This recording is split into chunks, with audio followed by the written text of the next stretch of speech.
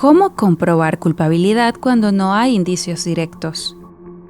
Cuando se atrapa el autor, pero no hay nada que indique que fue él en ese momento y en ese lugar. No hay pruebas de ADN ni testigos. Así es como surgió el caso más sonado de Australia. Hola a todos, bienvenidos a El Laberinto Criminal. Hoy tenemos una historia intensa que se considera el caso más sonado de Australia.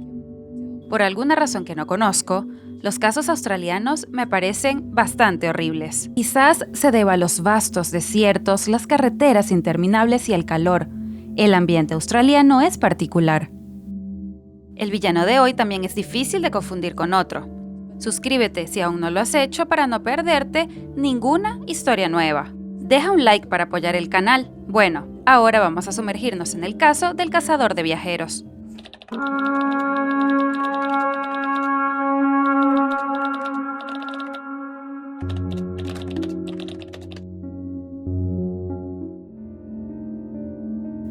En enero de 1990, un joven llamado Paul Anins llegó a Australia para conocerla. Quería conocer por fin el país del que tanto había oído hablar. Volando desde Inglaterra, Paul se alojó en un modesto albergue turístico en el barrio de King Cross de Sydney. Recorrió lugares turísticos y conoció nuevos amigos. Planeó este viaje para descansar del trabajo. Después de terminar la secundaria, sirvió en la marina y luego aceptó un trabajo mal pagado. El viaje a Australia era para él una oportunidad de cambiar la vida y encontrarse a sí mismo. Tenía algo de dinero ahorrado para el viaje, pero al cabo de unas semanas el dinero empezó a escasear, y Paul decidió buscar trabajo en Australia. Fue entonces cuando uno de sus amigos del viaje le propuso ir a cosechar frutas. Paul se enteró de que la mayoría de los campos de frutas estaban en la zona de Riverina, unos cientos de kilómetros al sur de Sydney. Se podía llegar en tren en línea recta, pero era caro. Así que el joven decidió tomar primero el tren hasta Liverpool y luego un aventón hasta el destino final. El 25 de enero de 1990 salió temprano por la mañana y pronto estaba en la autopista Hume en Liverpool, esperando a un auto para que pudiera llevarlo. El calor aquel día era insoportable, menos mal que llevaba equipaje liviano, una mochila con un reproductor Sony Walkman, una cámara, algunas camisetas y su documentación.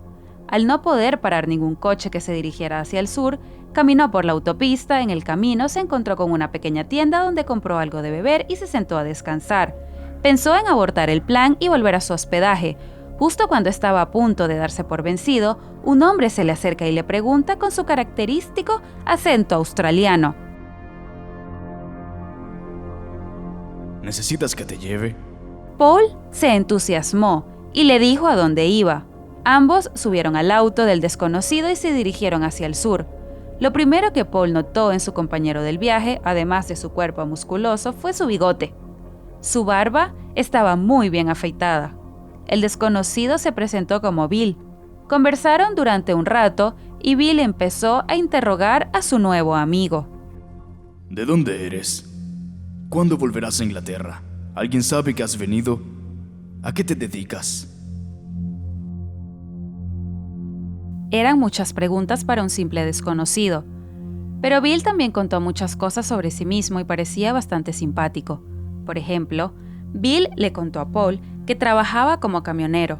Había nacido en Yugoslavia, vivía cerca de Liverpool y estaba divorciado. El viaje fue largo y después de una hora el ambiente en el auto empezó a cambiar. De repente, Bill empezó a hacer comentarios racistas contra los recién llegados. Maldijo y dejó de hablar bruscamente, negándose a seguir conversando.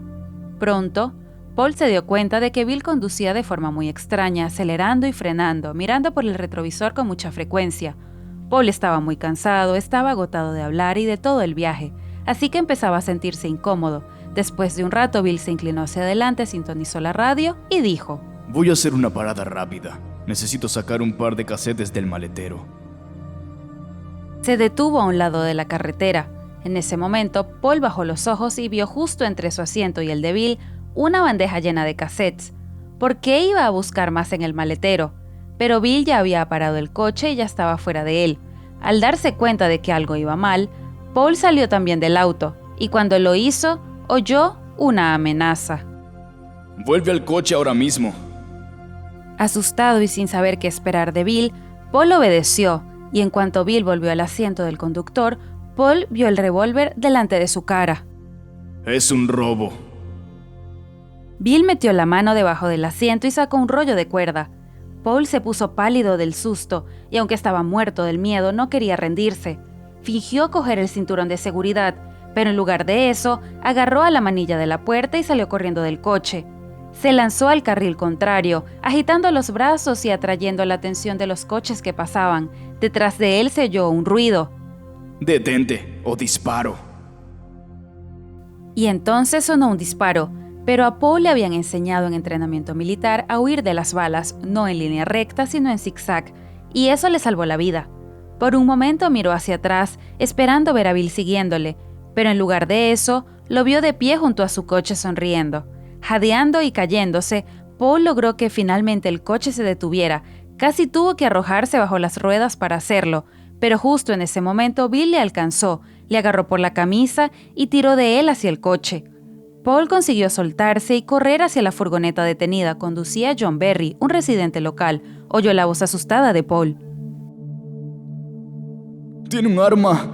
¡Ayúdame!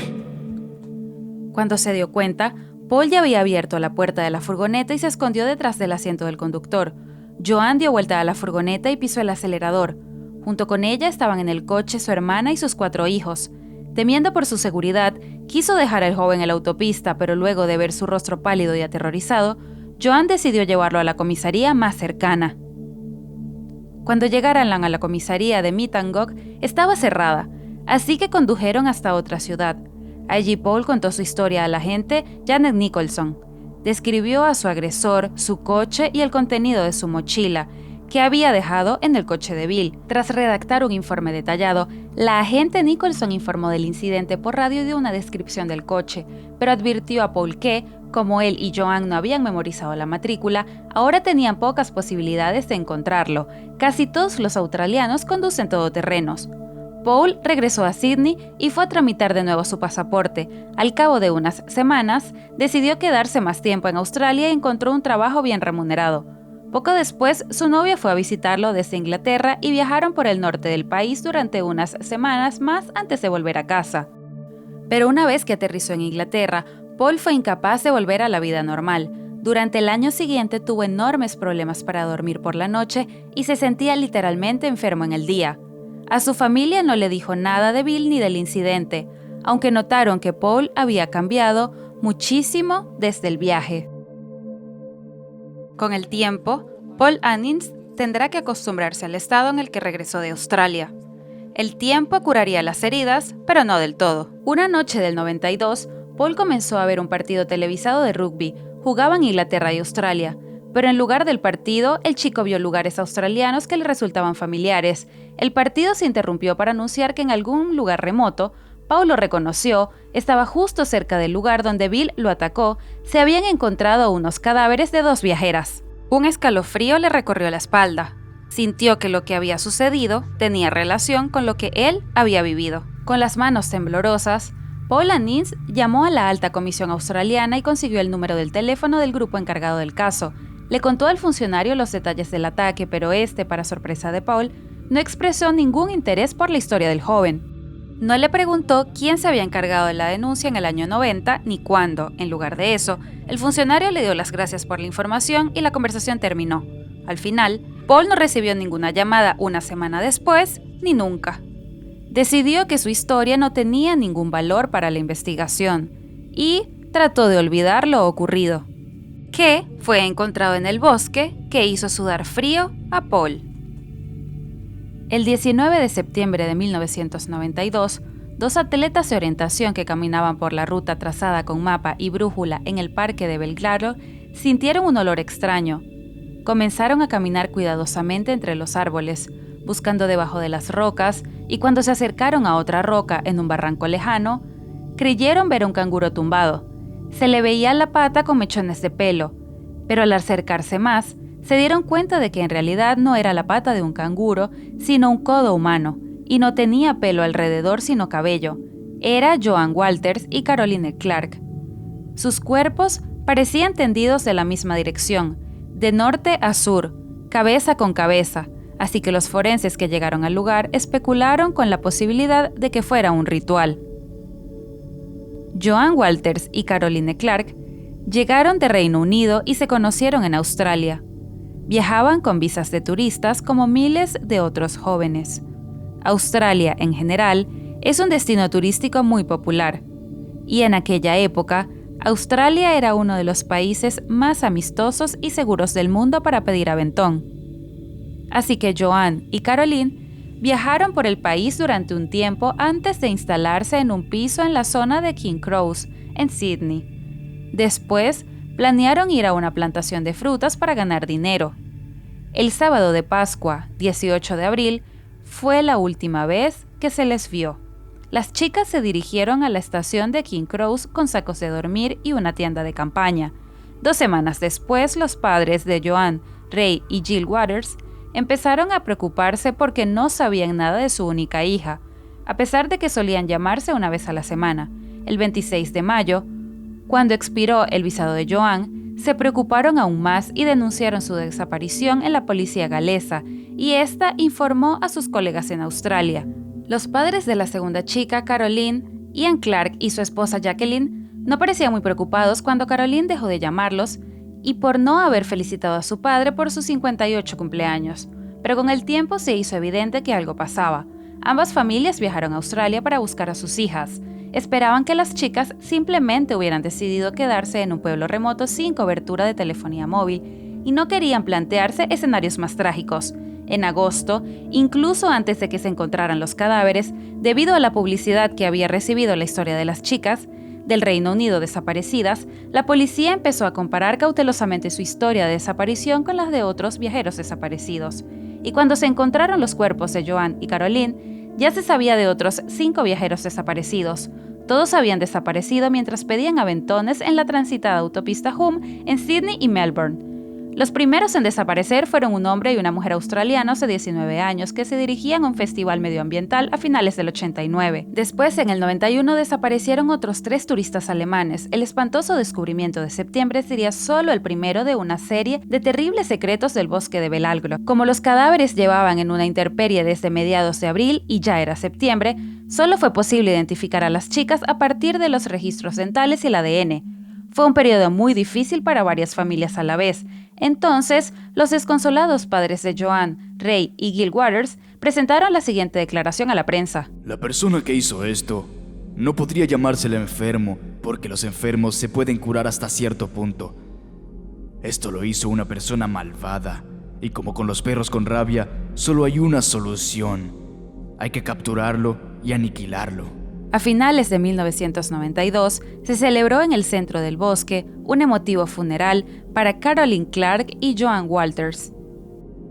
Hemos venido hoy a un lugar en el que ha ocurrido algo terrible, pero hemos venido para devolver la paz a este lugar y para que el recuerdo de ese horror se desvanezca, dijo el sacerdote. Pasó el tiempo y aún no se ha creado ningún grupo especial para investigar la relación entre esta y las demás desapariciones.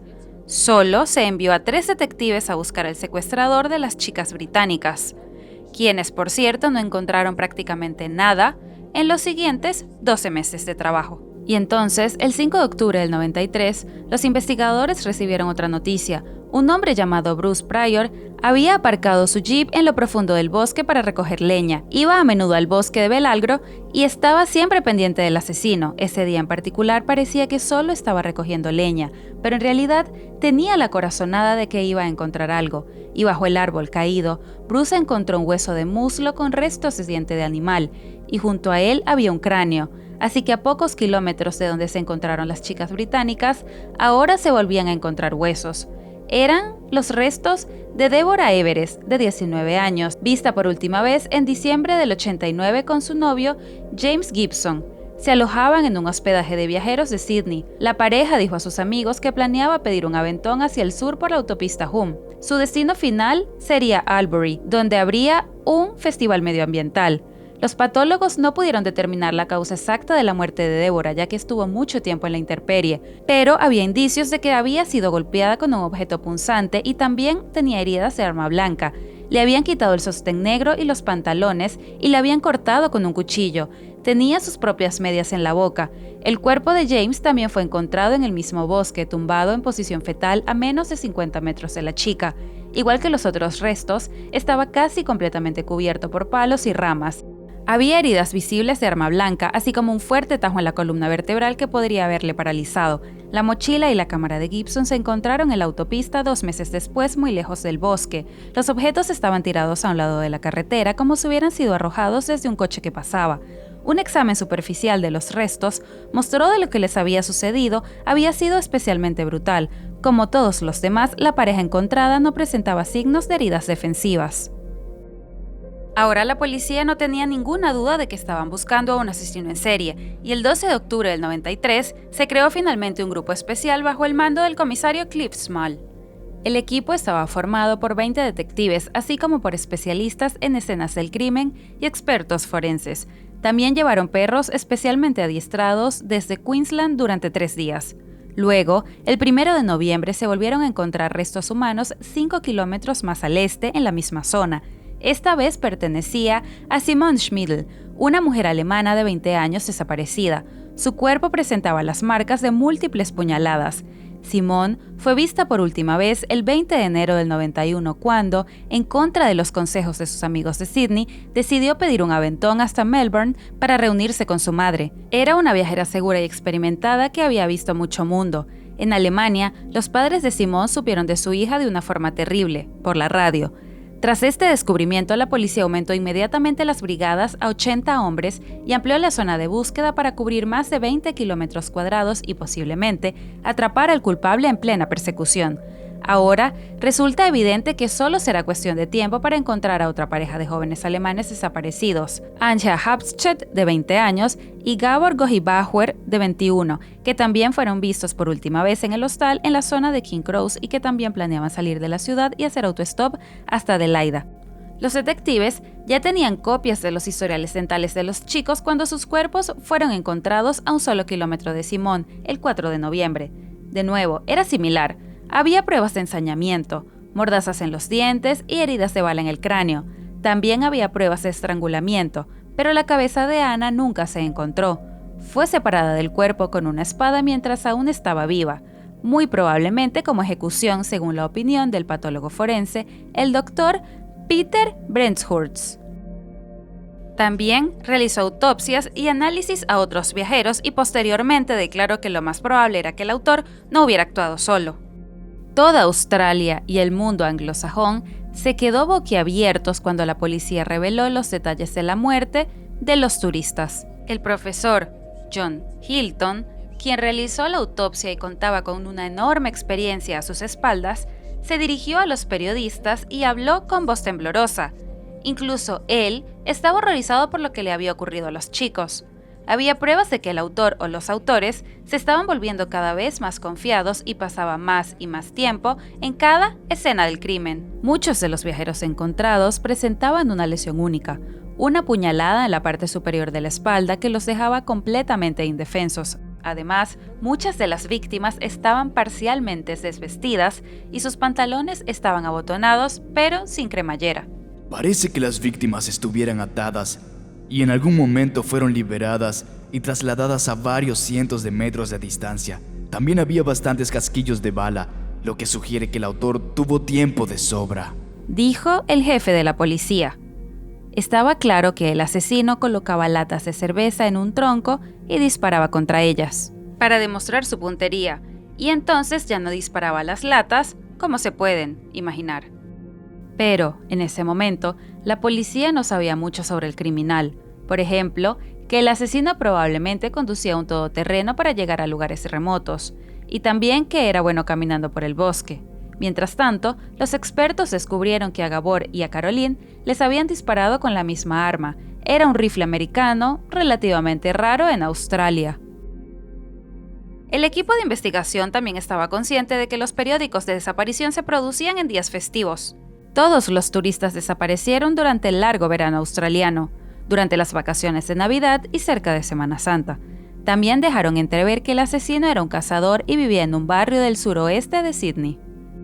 Habían muchas teorías, pero pocos hechos concretos. El 5 de noviembre del 93, el gobierno de Nueva Gales del Sur ofreció una recompensa de $500,000 australianos por información que condujera a la captura del delincuente. Se trataba de la mayor recompensa jamás ofrecida en el país. También se organizaron líneas directas especiales, y en las primeras 24 horas se registraron 5.100 llamadas. El clamor público fue enorme. Al final se recibieron más de 1 millón de informes, de los que la policía siguió 10.000 pistas. Los investigadores también utilizaron un sistema informático llamado NetMap para identificar vínculos entre todos los detalles del caso, direcciones, armas, vehículos, etc. Las pruebas para atrapar al culpable estaban ahí, pero no se trataba solo de encontrarlas, había que cotejarlas para obtener la imagen completa. Los investigadores solicitaron incluso fotos por satélite para conocer las condiciones meteorológicas. Además de las pertenencias y restos de los viajeros, se sacaron del bosque balas y casquillos para analizarlos. Resultó que utilizaron varios tipos de armas. Los investigadores se pusieron entonces en contacto con los miembros del club de tiro local y examinaron sus armas. En ese momento, todo el mundo en los pueblos vecinos sabía lo que estaba ocurriendo y muchos quisieron ayudar. Así que uno de los miembros de este club de tiro dijo a los detectives que un amigo suyo había presenciado algo muy sospechoso en el bosque el año pasado. Remitió a la policía al hombre y ésta les dio una descripción increíblemente exacta de los 2 vehículos que había visto ese día. Uno era un sedán Ford y el otro un todoterreno. Ambos circulaban por uno de los senderos de ese bosque. También dijo a los investigadores que pudo mirar en el interior de uno de los coches mientras pasaba y vio a un hombre conduciendo y a otros 2 sentados en el asiento trasero, con una mujer sentada entre ellos con un trapo en la boca. Parecía una mordaza. En el segundo coche habían 2 hombres más, uno conduciendo y el otro en la parte de atrás con una mujer que estaba atada. Dio a la policía una descripción detallada de todas las personas que había visto ese día. Recordaba sus ropas, su aspecto e incluso su edad aproximada. Declaró que también había anotado los números de matrícula en una cartulina, pero que la había perdido. La policía grabó su declaración, la mecanografió en un papel y pidió al testigo que lo leyera todo detenidamente, y si todo era correcto lo que firmaba en el papel, el testigo hizo lo que se le ordenó y firmó con su nombre Alex Milat. Este nombre no fue una revelación para los investigadores, ya que se habían topado con él cuando trataban de definir el círculo de sospechosos, y fue el hermano de Alex el que más les llamó la atención. Iván. Es que Iván ya había estado en la cárcel por robo. Estuvo a menudo en comisaría por pequeños robos e incluso fue juzgado por violación. Los investigadores también se mostraron escépticos sobre el testimonio de su hermano. Un segundo testigo que estaba con él en ese momento no pudo corroborar con seguridad su historia y planteó dudas de cómo Alex podría recordar tantos detalles si el coche pasaba a toda velocidad. Algo sonaba sospechoso. Podría estar encubriendo a su hermano Iván, pero Iván no era el único sospechoso. Los investigadores no tardaron en descubrir un informe de la esposa de un trabajador de una fábrica de materiales de construcción en el que detallaba sus sospechas sobre un compañero de su marido. Esto ocurrió después de que se descubriera un segundo grupo de cadáveres. Habló de un tal Paul Miller, alias Richard Milat, hermano menor de Iván. Supuestamente, tras descubrirse los cadáveres de las mujeres británicas, Richard dijo lo siguiente a sus colegas: Hay algo más allí. Aún no lo han encontrado todo. Todavía no han encontrado a los alemanes. Yo sé quién lo hizo. Y esto último lo dijo meses antes de que se descubriera a los turistas alemanes. Y sus colegas también citaron a Richard, repitiendo su frase aterradora: Golpear a una mujer es como cortar una barra de pan. Cuando los investigadores se enteraron de todo esto, se horrorizaron pero no se sorprendieron. Los criminalistas supusieron que era obra de una banda o posiblemente de una familia. Al fin y al cabo, para entonces llevaban varios días estudiando archivos con casos de crímenes, incluidos delitos sexuales, y decidieron dejar de prestar atención a Iván y a sus hermanos. Así, a finales del 93, la policía empezó a hacer cautelosas averiguaciones sobre Iván a través de su empleador. Allí averiguaron sus fechas de vacaciones y días libres, y coincidían con las fechas de la desaparición de los viajeros. Sus hermanos acudían fielmente a trabajar y no se tomaban días libres en las mismas fechas. El círculo se iba estrechando. Varios compañeros de trabajo de Iván fueron entrevistados y contaron su interés por las armas.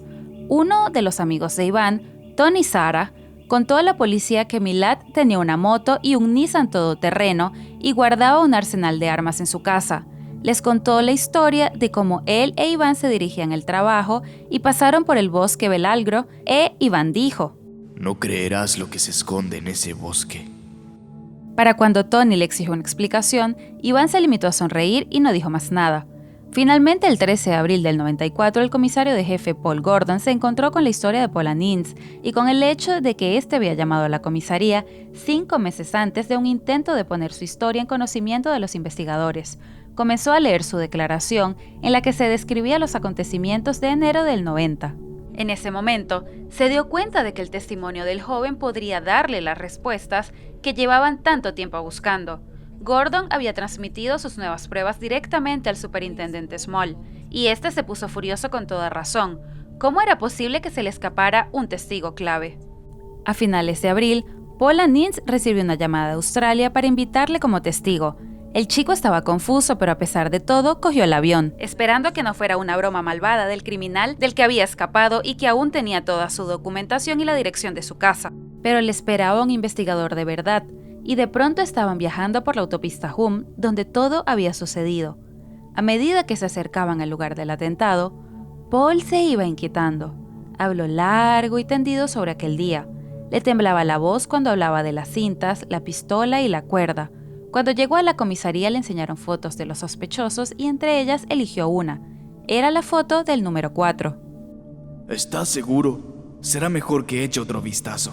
Volvió a mirar las fotos y dijo: Sí, estoy seguro. Es el número 4. Paul Anins señaló a Iván Milat. Ahora la policía tenía pruebas suficientes para detener a Iván, al menos por agredir a Paul Anins. Además de una orden de arresto, también consiguieron una orden de registro. Del domicilio de Milat en el suburbio cercano a la autopista Hume, a pocos kilómetros de Liverpool. Suponiendo que Iván no actuó solo, la policía también solicitó órdenes de registro en los domicilios de la madre de Iván y de sus hermanos, y sus propiedades, que utilizaron para el tiroteo, también serán inspeccionadas. Así, el 22 de mayo del 94, un escuadrón de 50 agentes visitó la casa de Eigelville, un suburbio de Sydney, donde Iván vivía con su novia. El registro de su casa reveló muchas cosas interesantes. Por ejemplo, encontraron una postal en la que Iván se identificaba como Bill, y fue como Bill que se presentó a Paul, si recuerdan. A Iván le preguntaron qué era la tarjeta y quién era Bill, y dijo que debía tratarse de un error. Luego, cuando se encontró una bala en uno de los dormitorios, la policía le preguntó a Iván si tenía un arma de fuego y dijo que no tenía. En el segundo dormitorio se encontraron 2 sacos de dormir en el armario. Más tarde se supo que pertenecían a Simone Schmidl y Deborah Everest. ¿Cómo llegaron hasta él? En otro de los dormitorios se encontró una bolsa con un cuchillo de 30 centímetros y un manual de instrucciones de un rifle de calibre 22.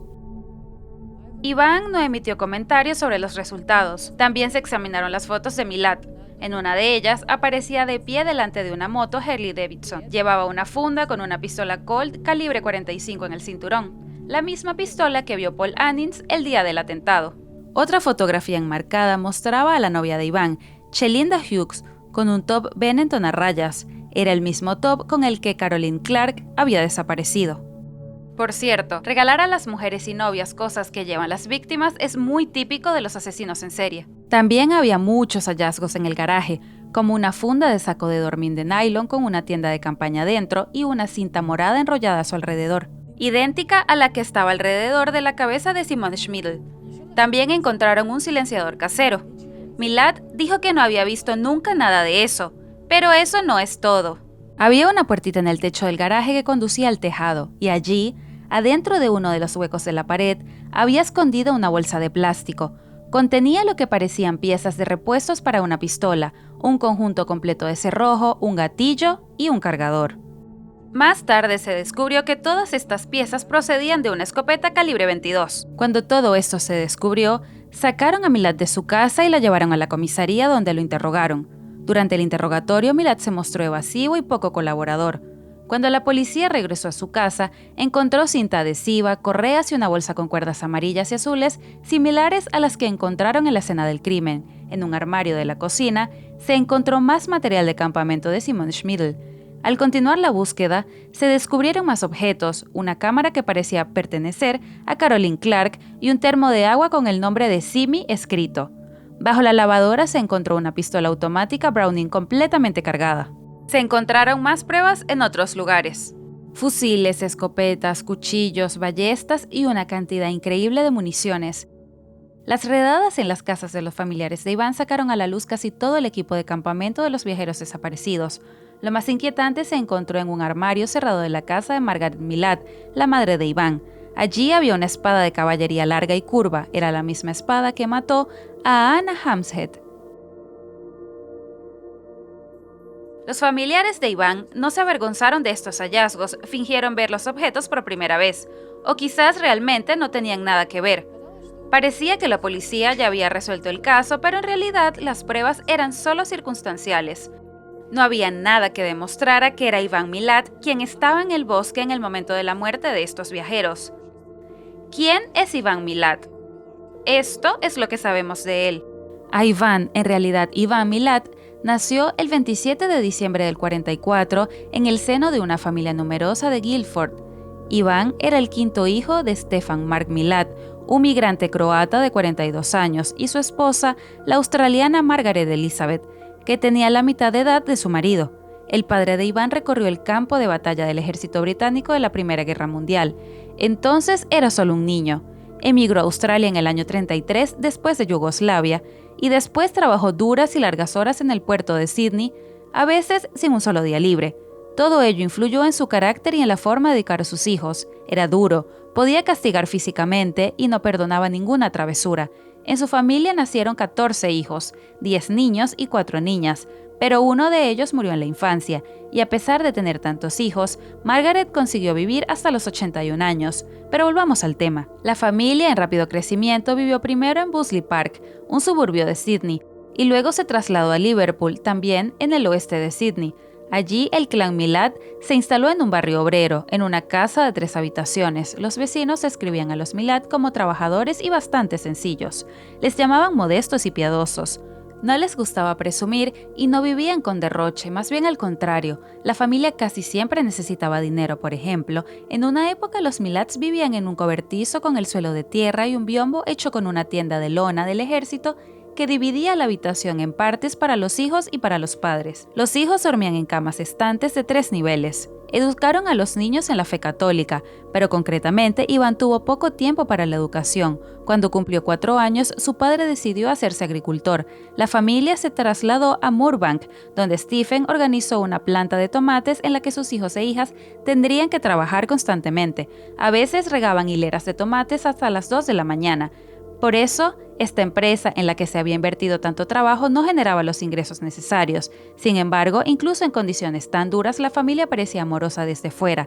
Cada miembro de la familia sabía que podía contar con la ayuda de su vecino. Clan, pandilla, familia, estas eran las palabras que se utilizaban a menudo para caracterizar a los niños Milad. Incluso los pandilleros de los suburbios tenían miedo de meterse con ese grupo de hermanos, y si los chicos se peleaban, sus hermanas acudían en su ayuda. Las culpas de las travesuras se las echaban todos a la vez, por lo que era imposible llegar a la verdad de quién era el culpable. Pero estas relaciones entre hermanos no son tan pacíficas. Por ejemplo, George Milad, que es 9 años menor que Iván, recordó que a Iván, como el mayor, le gustaba dominar y a veces abofeteaba a los más jóvenes y trataba a algunos francamente mal. Pero hay que reconocerlo, tenía a alguien de quien tomar ejemplo. El padre de familia era un hombre estricto que respetaba la disciplina y el orden. Y eso fue lo que le enseñó a sus hijos, no precisamente con los mejores métodos, aunque era posible ganarse su benevolencia. William Milad recordaba cómo los domingos otros miembros de la familia se levantaban más tarde de lo habitual y descansaban, mientras Iván madrugaba y arreglaba el césped para recibir elogios de su padre. Pero eso tuvo un efecto a corto plazo, y no cambió el usual humor violento de Stefan. Alguien describió un incidente en el que Stefan derribó a Iván en plena calle, frente a su casa, y le lanzó un trozo de tabla pisándole en el suelo con la bota. Stefan también decía a menudo: si la policía viene a mi casa y los agentes me dicen que te has metido en problemas, más te vale que te lleven preso, porque si no, me encargaré de ti en cuanto se vayan. Margaret, en cambio, no tenía favoritos entre sus 14 hijos. Parecía compartir su amor por igual. Cuando las cosas iban mal con Iván, por ejemplo, se ponía de su parte. Según el mayor de los hermanos, Boris, Iván creció con bastante permisividad con la que él mismo se premiaba. Los Milads eran reservados y no dejaban que se les acercaran extraños. Por eso no fue fácil obtener información más detallada de los mismos vecinos sobre la educación de Iván. En una entrevista posterior al juicio de Iván, Boris Milad afirmó que su hermano mostró tendencias psicopáticas y violentas desde pequeño, aunque otros miembros de la familia no compartían esa opinión. Sin embargo, una cosa quedó clara: los niños crecieron y rápidamente adquirieron fama de bandidos. Alex recordaba que las armas en casa eran como un par de zapatos, todo el mundo tenía. Los chicos pasaron rápidamente de las escopetas a los rifles de caza. Las pistolas y los cuchillos formaban parte de los juegos y las fotos familiares. Por ello, la familia recibía frecuentes visitas de la policía. 7 de los 10 hermanos tuvieron problemas con la ley, y la familia Milad era bien conocida por la policía. En este caso, si una persona era detenida, pero varias eran culpables, la que era detenida asumía toda la culpa. Además de jugar con pistolas, Iván iba a la escuela y jugaba fútbol y cricket. Sus profesores decían que tenía aptitudes para las matemáticas, una mente inquisitiva y podría irle bien en el arte. Su madre dijo más tarde en entrevistas que su hijo tenía memoria fotográfica y aptitudes para el inglés. Bromeaban llamando a Iván profesor y, según los recuerdos de Alex, Iván era el más listo de todos los hermanos, pero de adolescente Iván empezó a faltar a clase. Luego lo trasladaron a un internado para adolescentes con problemas, con la esperanza de que la situación cambiara, pero entre los 14 y 15 años abandonó definitivamente los estudios. Más o menos a la misma edad, se rompió el brazo y la clavícula en un accidente de moto, y como la familia necesitaba dinero, se fue a buscar trabajo como habían hecho antes todos sus hermanos mayores. Los chicos sin educación no podían esperar otra cosa que un duro trabajo físico. William Milad dijo a la policía más tarde que Iván había abandonado la escuela después de 8º grado y encontró su primer trabajo, soldando jaulas para transportar y alojar pollos en una granja cerca de Liverpool. Durante un tiempo, Iván trabajó en una obra de construcción, ayudando a cavar tierra para los cimientos. Encontró trabajo en casi todo Sydney. En su tiempo libre, Iván iba de campamento, perfeccionaba su puntería, montaba en moto y leía. A Iván Milad lo describían como un joven apuesto, esbelto y musculoso, aficionado a la caza y a las armas, y se decía que cuidaba mucho su aspecto. Iván heredó de su padre un amor desmedido por la limpieza y el orden, y no bebía alcohol ni tampoco fumaba, porque sentía que esos malos hábitos le quitaban fuerza para controlar, y a él le gustaba tener control incluso más que las armas. Todo eso era una mezcla explosiva, y más teniendo en cuenta que el control de Stefan se había debilitado por la edad. Y al hijo empezaron a pillarle cada vez más a menudo pequeños hurtos y delitos de pandillas. Muy pronto se convirtieron en hurtos más grandes y robos. Cuando Iván tenía 17 años, acabó en un centro de detención de menores por robo. Boris se lo contaría más tarde a los periodistas. Su hermano pequeño le dijo en total confianza que durante un robo frustrado había herido a un taxista en la columna vertebral y le había dejado postrado de por vida en una silla de ruedas. En general, Iván Milad se jactaba ante sus amigos de que sabía cómo convertir a un hombre en, cito, una cabeza clavada en un palo con una sola puñalada en la columna vertebral. La lista de sus crímenes es larga. En 1962, Iván pasó 6 meses en un centro de detención de menores por robo. Ese mismo año, él y un grupo de amigos fueron investigados por violación sexual en grupo, pero consiguieron salir impunes. A los 19 años participó en el robo de una tienda. En 1964 fue condenado a 18 meses de prisión. Un mes después de su puesta en libertad, fue detenido por conducir un coche robado y condenado a 2 años de trabajos forzados. En octubre de 1967, con 22 años, fue condenado a 3 años y 18 meses de prisión sin libertad condicional por complicidad en el robo de un coche y por violar la libertad condicional. No es un gran perfil en realidad para nadie, pero la madre justificó a su hijo diciendo que simplemente tuvo malos amigos. Pero eso fue solo el principio. En los años 60, Milad se fue de juerga, sedujo a la esposa de su hermano William. Naturalmente había mucho ruido. William quiso disparar a su hermano, pero Iván se escondió de él durante 1 mes y medio y luego fue a la cárcel. Al cabo de un tiempo, su hermano se divorció de su mujer. Iván y William se reconciliaron, pero esta no fue la última aventura de Iván. También tuvo un romance con la mujer de su otro hermano Boris. Era el mayor y más fuerte de los hermanos y su esposa Marilyn era increíblemente hermosa. Cuando el padre se enteró de lo que hacía Iván, le dijo a Boris que le pegara un tiro, pero Boris no pudo hacerlo, como lo contaría luego de anciano. Realmente quería vengarse de su hermano, pero iba en contra de sus reglas apuntar a un hombre con una pistola. En general, Boris era el más pacífico y amable de todos los hermanos. No podía hablar de lo ocurrido con los turistas sin llorar. Fue muy duro para él sentir que un hombre de su familia quedara tan deshonrado. Boris nunca había estado en la cárcel y su único delito había sido por una multa o una cosa menor. Boris acabó divorciándose de Marilyn. Mientras tanto, Iván tuvo un romance serio con ella.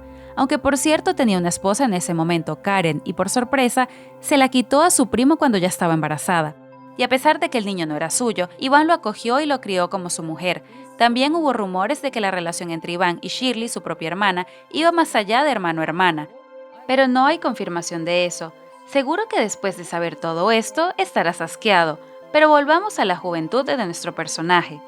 En 1969 la familia se mudó a Guildford, otra ciudad más acomodada de Australia. Milad se interesó entonces por el fitness y el culturismo, pero también era muy aficionado a la comida rápida, pescado y patatas fritas, hamburguesas, chico rolls y dim sum. Pero pronto en la familia Milad sucedería algo doloroso. Murió la hermana pequeña de Iván en un accidente de tránsito, y Wally iba conduciendo. Iván fue uno de los primeros en llegar al lugar. Sostuvo a su hermana en los brazos, se tomó muy mal esa pérdida y, según su familia, cambió mucho desde entonces. Y ahora comenzará una serie de crímenes más graves. Los investigadores tendrán la teoría de que Iván atacó a los viajeros a causa de los fracasos y tragedias de su vida personal, no tanto por los fracasos en general, sino después de estos últimos fracasos y tragedias de su vida. Así, un mes después de la muerte de su hermana en el 71, Milad sería acusado de violación sexual de Margaret Patterson, de 18 años, quien pedía un aventón de Melbourne desde Sydney con su amiga Greta durante las vacaciones de Semana Santa. Según informaciones filtradas sobre el caso, Iván recogió a las chicas el 9 de abril cerca de Liverpool en la autopista Hume. No sabían que el conductor, quien dijo llamarse Bill, llevaba un cuchillo y cuerdas escondidas en el coche. Pararon primero en un restaurante cerca de la carretera, donde Iván ofreció a las chicas una cerveza. Después las llevó a un lugar cercano a la ciudad de Goulburn, donde algunas fuentes también mencionaron el bosque de Belanglo, donde más tarde se encontraron los restos de las turistas. Iván atacó a Margaret diciéndole que ambas morirían a menos que una de las chicas se desnudara y cumpliera todos sus caprichos. Ella tuvo que obedecer. Después, Greta dijo que necesitaba una coba porque se sentía mal, y Milad las llevó a una gasolinera en Goulburn, donde Margaret le contó a la camarera lo que había pasado y las chicas consiguieron escapar. Milad se dio cuenta de que dejar testigos no era una opción. Se hizo una audiencia preliminar obligatoria sobre el caso, pero Milad renunció a su derecho a libertad bajo fianza y huyó a Nueva Zelanda. Según algunos informes, incluso fingió su muerte para hacerlo, pero la madre de Milad sufrió a los pocos días un infarto e Iván tomó la decisión de regresar. Fue detenido cuando acudió a su habitación en abril de 1974. Pero al final se retiraron los cargos por este caso, ya que la chica cambió su versión, diciendo que ella misma aceptó la propuesta de Milad. No está claro si lo dijo a propósito, porque se sintió intimidada, o si las palabras fueron distorsionadas en el juicio, así que Iván fue absuelto en diciembre de 1974. Ahora Milad se dio cuenta de que era su oportunidad de llevar una vida normal.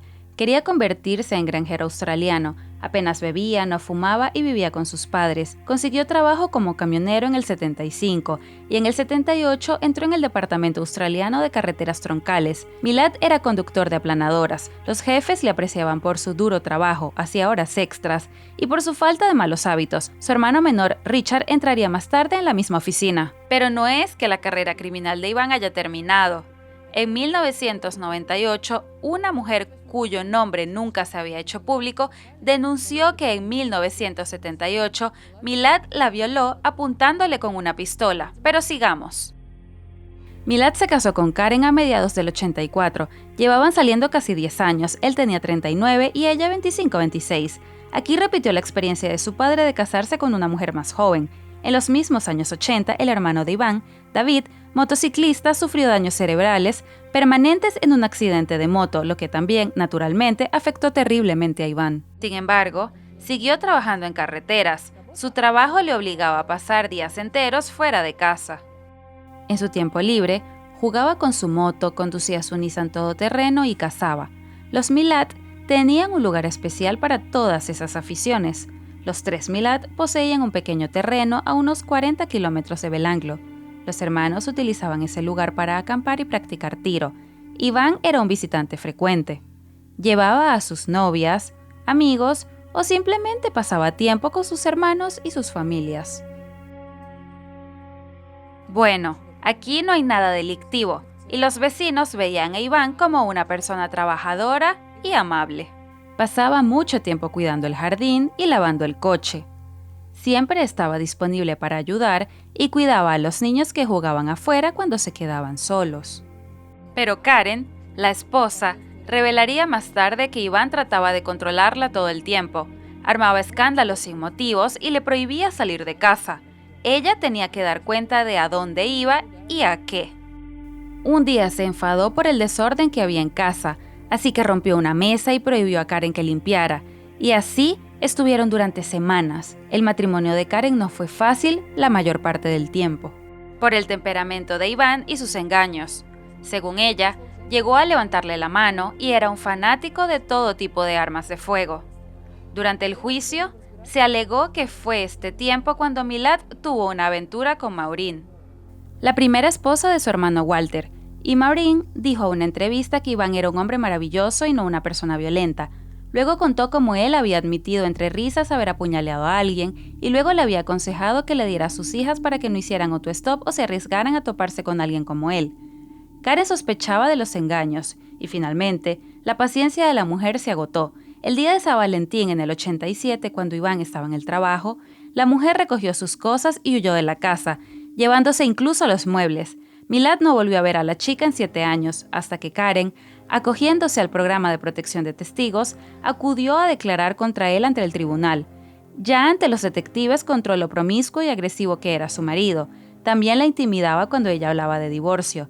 Iván la amenazaba con quemar la casa y el coche de los padres de Karen, y poco después del divorcio la casa se incendió. En el 89, Milad dejó su trabajo habitual. Empezó a trabajar en servicio de limpieza con el seudónimo de Bill para evitar pagar impuestos y no dar a Karen la oportunidad de reclamar sus ingresos. Pero solo duró 2 meses allí. Luego cambió de trabajo varias veces más. Durante ese tiempo, Marilyn, la ex esposa de Boris, también rompió con él. Producto de esta relación, tuvo una hija extramatrimonial con él y al parecer 5 meses después del divorcio, en diciembre del 89, Milad secuestró en su coche a Deborah Everest y a James Gibson, que solo tenían 19 años, y se los llevó al bosque de Belanglo. Y el 22 de septiembre de 1992, pocos días después de que los padres de una de las víctimas hiciera un llamamiento televisado, vendería el coche.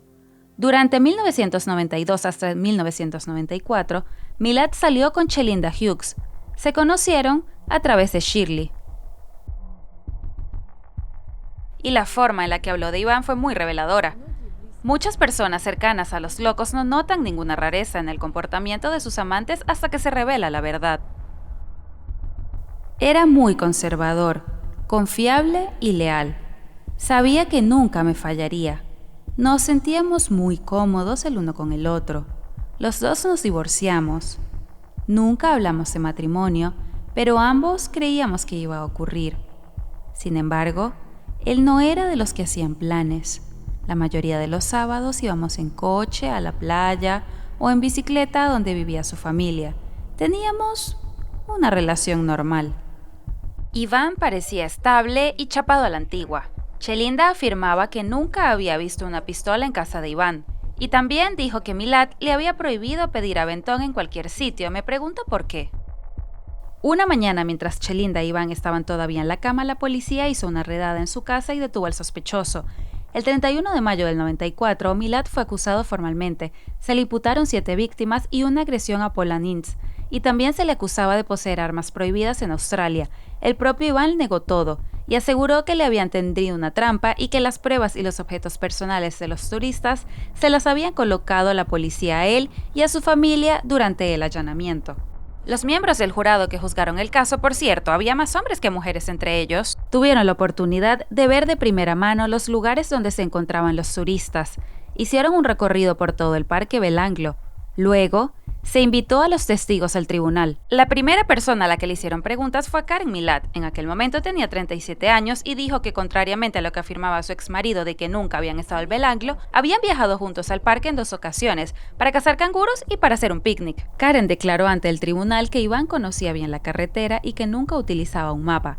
Confirmó su pasión por las armas y que a veces se presentaba con un alias haciéndose llamar Bill. El segundo testigo clave fue Paul Anins.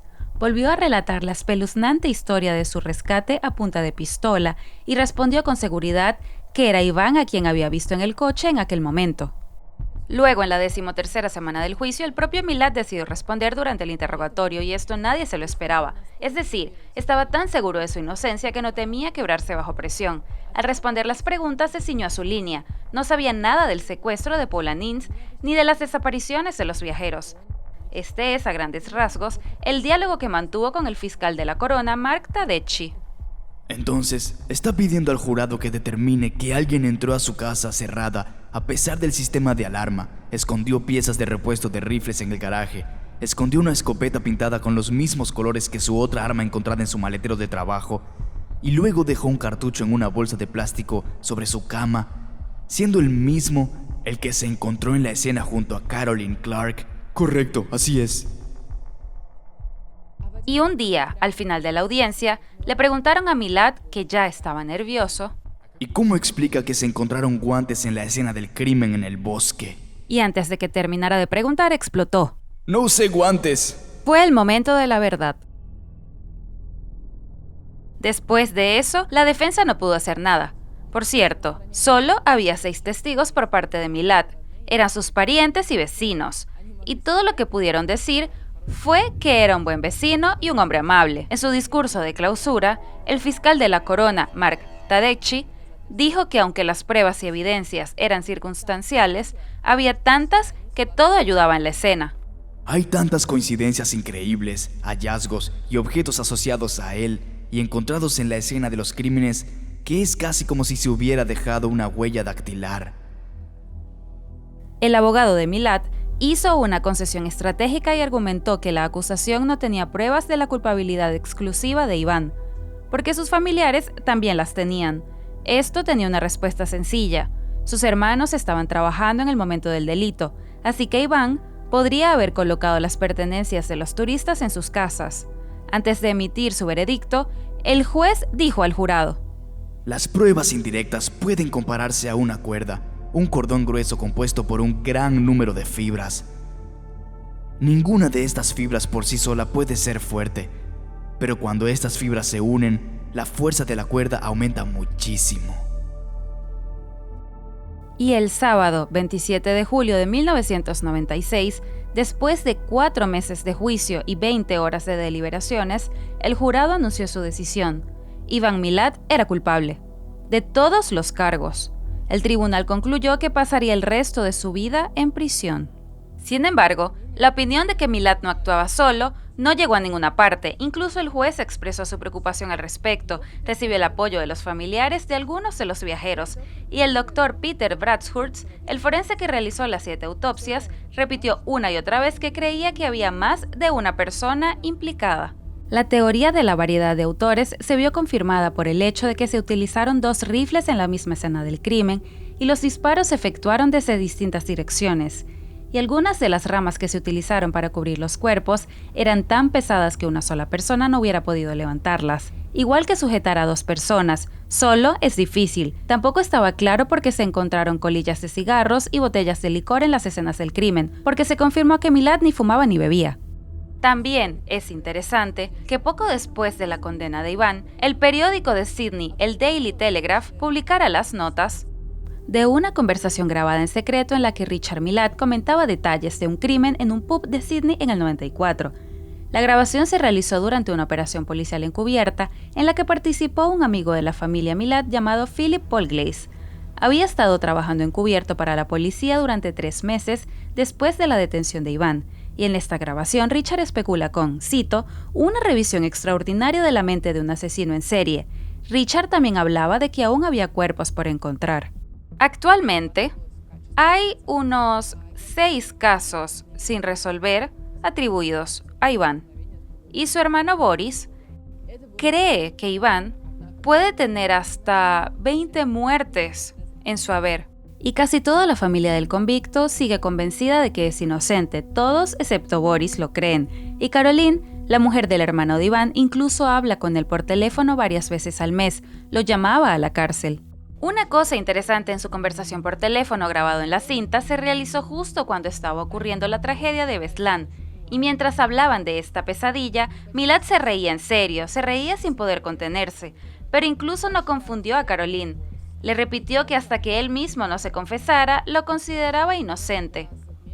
La madre de la familia ya había muerto, y antes de morir, supuestamente visitó a Iván y le hizo la misma pregunta. ¿Quién lo hizo? ¿Tú u otro? Y él supuestamente se lo confesó, diciéndole la verdad. Luego, en junio del 2006, Iván se encontró en el centro de un escándalo cuando se descubrió que tenía un televisor y una tostadora en su celda. Lo trasladaron a otra celda donde intentó suicidarse y no por primera vez. Luego, lo trasladaron a una celda segura y puesto bajo circuito cerrado de televisión las 24 horas del día. Y el 27 de octubre del 2019, Iván Milad murió de cáncer. Los investigadores que llevaron el caso dijeron que había una medida de justicia universal por lo gravemente enfermo que había estado, aunque desde luego no se puede comparar con lo que vivieron los 7 jóvenes viajeros que querían explorar el mundo con la mente abierta y sin prejuicios que se subieron a su coche.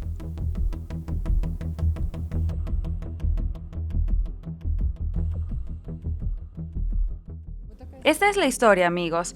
Después de hacer un video como este, no tengo nada que decir. Solo quiero estar en silencio. Mi cerebro empieza a buscar justificaciones. Se subieron solos a un coche, no debieron hacer autostop. Pero hay cientos, miles de personas haciendo autostop, pernoctando en casas de alojamiento compartido. La gente viaja en el transporte más peligroso, el coche, y no tienen miedo. No están asegurados contra nada, incluso sentados en casa, se te puede caer al agua un teléfono cargado en la bañera y morir por ello, así que es inútil justificar. Tenemos que pensar cómo hacer para que el mundo sea más seguro, cómo mantener a gente como Milad fuera de las calles y cómo salvar vidas. Escribe lo que piensas. Y muchas gracias por ver el video. Envía este video a tus amigos, porque si lo has visto hasta el final, significa que te ha parecido interesante y probablemente a tus amigos también les guste. Me llevó mucho tiempo hacer este video, el texto es enorme, me llevó mucho tiempo filmarlo, mi peinado se dañaba, tuve que recargar la luz 10 veces. Espero que perdonen un aspecto un poco cansado y que vengan pronto a ver un nuevo video. Pero ahora me despido de ustedes. Buenas noches y adiós.